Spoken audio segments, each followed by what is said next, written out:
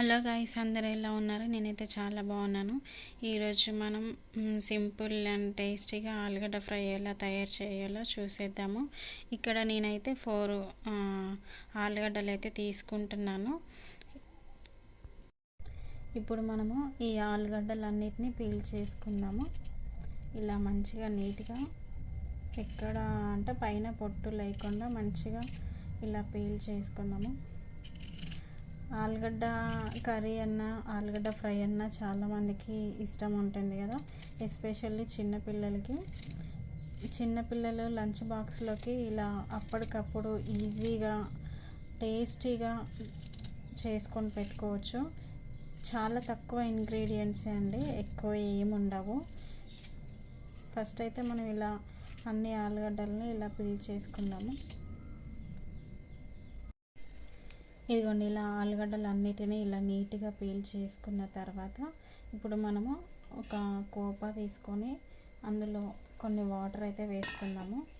ఇదిగోండి, ఇలా కొన్ని వాటర్ వేసుకొని ఈ పీల్ చేసుకున్న ఆలుగడ్డని కట్ చేసుకొని చిన్న చిన్న పీసెస్ చేసుకుందాము. ఇవి అంటే ముక్కలు కట్ చేసుకుంటూ వాటర్లోనే వేసుకోవాలి, లేకపోతే ఆలుగడ్డ కలర్ అనేది చేంజ్ అవుతుంది. ఇది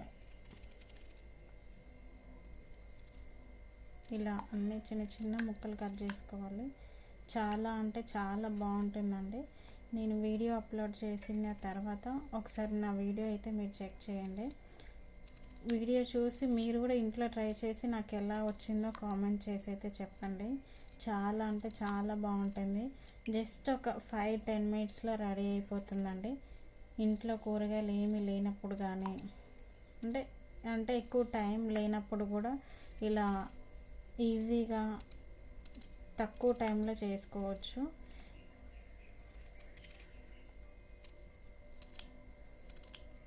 ఇంకా ఏమైనా రెసిపీస్ కావాలంటే నాకు కామెంట్ చేయండి, నేను తప్పకుండా మీకు వీడియోస్ అయితే చేసి పెడతాను.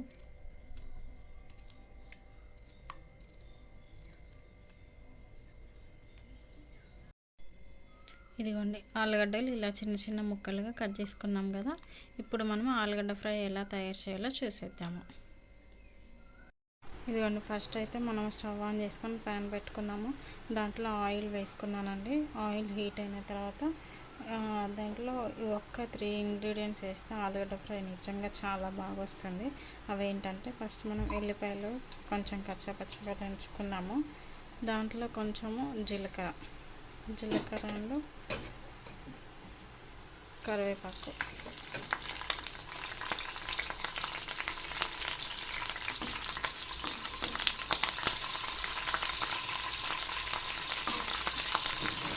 ఇందులో ఆల్రెడీ మనం ఎల్లిపాయలు వేసుకున్నాం కాబట్టి మనం ఇందులో అల్లం వెల్లుల్లి పేస్ట్ వేసుకొని అవసరం లేదు. ఈ 3 మంచిగా ఇట్లా ఫ్రై అయిన తర్వాత ఇందులో ఆలుగడ్డ ముక్కలు వేసుకున్నాము. ఇదిగోండి, ఇలా మొత్తం మంచిగా ఫ్రై అయిన తర్వాత ఇందులో ఆలుగడ్డ ముక్కలు వేసుకున్నాము.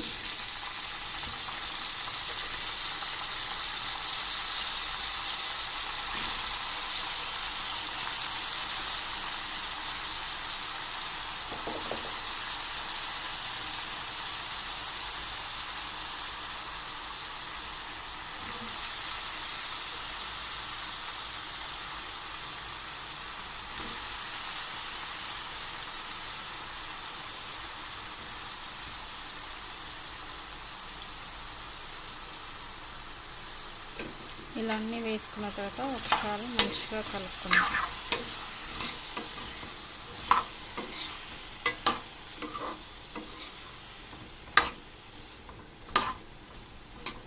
ఇలా కలుపుకొని ఒక 2 మినిట్స్ వరకు మూత పెట్టకుండా ఇలానే మగ్గించుకుందాము. ఇదిగోండి, 2 మినిట్స్కి ఇలా మగ్గిపోయింది. ఈ ఆలుగడ్డ ఫ్రై చేస్తున్నంతసేపు మంట మాత్రం మీడియం ఫ్లేమ్లోనే ఉంచుకోవాలండి. అలా అయితేనే ఫ్రై మనకు మాడకుండా వస్తుంది. ఇప్పుడు ఈ 2 మినిట్స్ మగ్గిపోయింది కదా, ఇందులో మనం కొంచెం పసుపు వేసుకుందాము.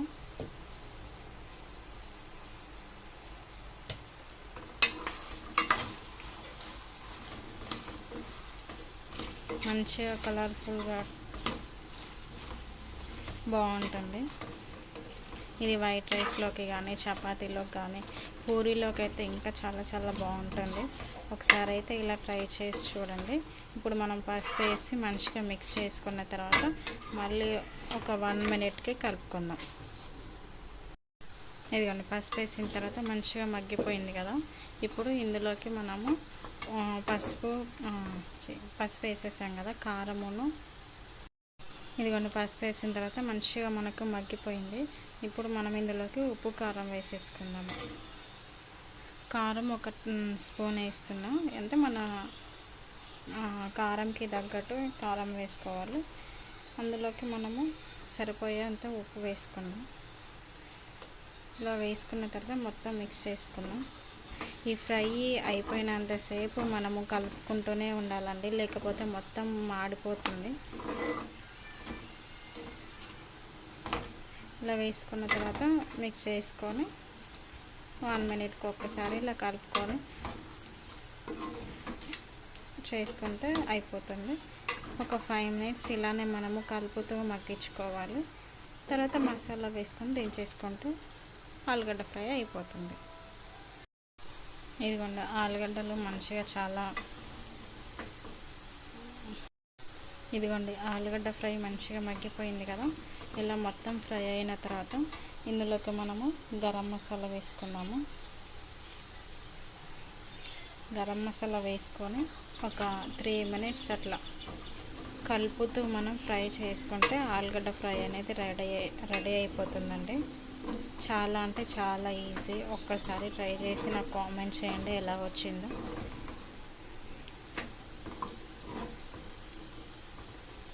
ఇదిగోండి, కలర్ అనేది మంచిగా చేంజ్ అయిపోవాలి. నేను మళ్ళీ అంటే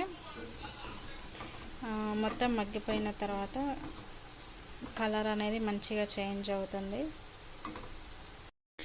ఇదిగోండి, చూసారా, ఆలుగడ్డ ఫ్రై అనేది రెడీ అయిపోయింది. కలర్ అయితే ఎంత బాగుందో కదా, టేస్ట్ కూడా అంతే బాగుంటుందండి. ఒక్కసారి ట్రై చేయండి. ఈ వీడియో మీకు నచ్చినట్లయితే లైక్ చేయండి, షేర్ చేయండి, కామెంట్ చేయండి. సబ్స్క్రైబ్ చేసుకోవడం మాత్రం మర్చిపోకండి ప్లీజ్. Thank you. బాయ్.